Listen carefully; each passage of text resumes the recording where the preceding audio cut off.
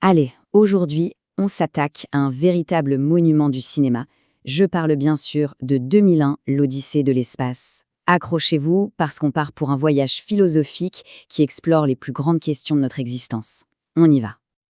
Et dès le départ, bam, le film nous met face à 4 questions. Mais pas n'importe lesquelles, des questions fondamentales. En fait, c'est ça le cœur du film. C'est le fil rouge qui traverse toute l'histoire. Et c'est ce mystère qu'on va essayer de déchiffrer ensemble. Alors voilà, on entre dans le vif du sujet, les 4 questions existentielles.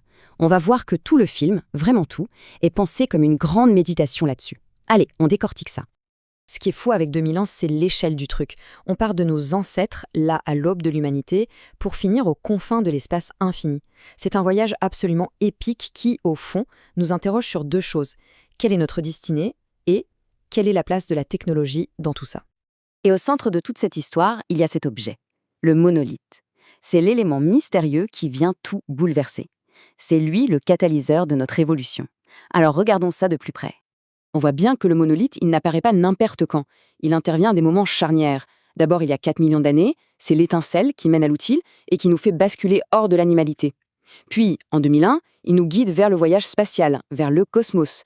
Et après, eh bien, c'est la grande transformation, quelque chose d'encore plus radical. Alors, c'est quoi exactement ce monolithe? C'est comme un guide silencieux, un professeur qui ne parle pas. Il est là, il nous pousse à évoluer, mais il ne nous donne aucune réponse toute faite.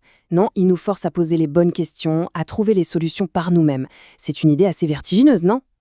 Et forcément, cette évolution technologique, elle nous amène à un point de rupture. On arrive au cœur du drame, l'homme face à son intelligence, face à sa propre création, la fameuse IA HL 9000. C'est là que la tension monte d'un cran. Et là, on a une opposition parfaite. D'un côté, les humains. Leur but, explorer, découvrir, mener à bien la mission, poussés par la curiosité, le sens du devoir, mais aussi avec toutes leurs imperfections. Et de l'autre, HL 9000, lui, son unique objectif, c'est le succès de la mission, coûte que coûte. Sa logique est pure, froide, implacable. Et pour lui, les humains, ils sont un risque, un bug dans le système. On sent bien que la confrontation est inévitable. Et ça nous amène à cette scène et à cette réplique culte. Je suis désolé Dave, j'ai bien peur de ne pas pouvoir faire ça. Le calme de Hal est glaçant. C'est le moment précis où la création se retourne contre son créateur. La machine se rebelle et c'est fait avec une politesse qui rend la chose encore plus terrifiante. C'est du génie. Bon, après cette confrontation, le film nous emmène encore plus loin.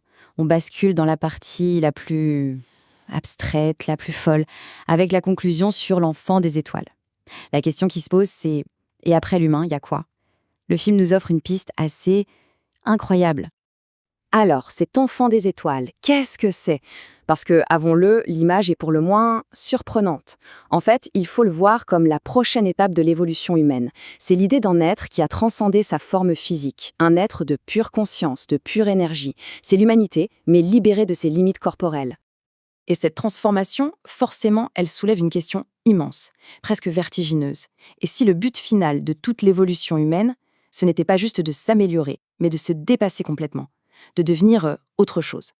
C'est en tout cas la suggestion fascinante du film. Ce qui nous amène à notre dernière partie, le silence cosmique et notre destinée. Parce qu'au final, la grande question, c'est ça. Quelle est notre place dans cet univers immense et silencieux? Le film nous laisse avec une vision qui est à la fois grandiose et un peu effrayante. Alors, si on devait résumer les grandes idées à retenir de 2001, qu'est-ce qu'on aurait? D'abord, l'univers est vaste et surtout, il est silencieux. On est un peu seul. Ensuite, notre parcours en tant qu'espèce n'est peut-être pas le fruit du hasard, mais plutôt une évolution guidée par une force extérieure. Troisièmement, la technologie, c'est notre meilleur outil, mais ça pourrait aussi être notre plus grande menace. Et enfin, cette idée dingue que l'avenir de l'humanité se trouve peut-être au-delà de ce que nous sommes aujourd'hui. Un avenir post-humain. Et donc on reste avec cette question en suspens. L'humanité est-elle capable de se transcender elle-même pour devenir cet enfant des étoiles?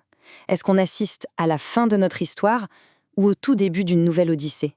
Évidemment, 2001 ne donne aucune réponse facile, mais c'est la force du film. Il nous laisse avec cette question. Une question qui, je pense, va nous travailler encore très, très longtemps.